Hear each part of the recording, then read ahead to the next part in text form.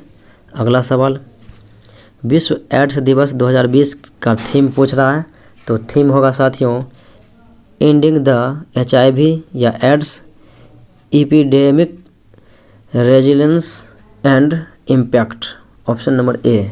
अगला सवाल देखिए साथियों, वर्ष 2020 का मान बुकर पुरस्कार दिया गया था डगलस स्टुअर्ट को।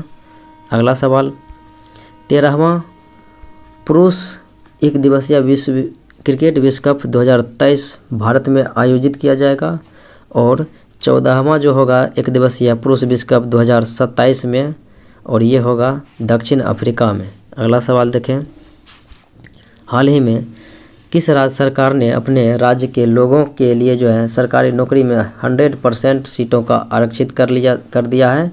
मध्य प्रदेश। अगला सवाल, अंतर्राष्ट्रीय मुद्रा कोष में शामिल होने वाला 190वां देश है एंडोरा। अगला सवाल, जैव विविधता संरक्षण पर ध्यान केंद्रित करने हेतु चौथा वन प्लैनेट सम्मेलन का आयोजन हुआ था फ्रांस में। वर्तमान में क्षेत्रीय व्यापक आर्थिक साझेदारी RCEP में सदस्य देशों की संख्या 15 है, यानी कि 15 सदस्य हैं।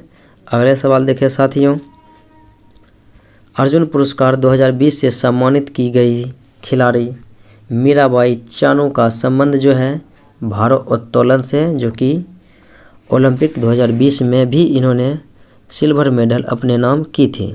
अगले साथियों, तो आज इतना ही रहेगा, पुनः अगले वीडियो में मिलते हैं, तब तक के लिए धन्यवाद।